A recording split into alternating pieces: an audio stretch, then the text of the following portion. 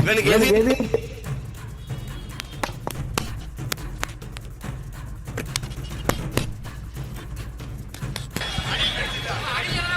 அணிலா அது பாவம் அது அது அது பாவம் அவங்களுக்கும் சேர்த்து அண்ணன் கத்திட்டு இருக்கு. அவங்க ஓடணும்னாலும் காடு வேணும் மலை வேணும்ல.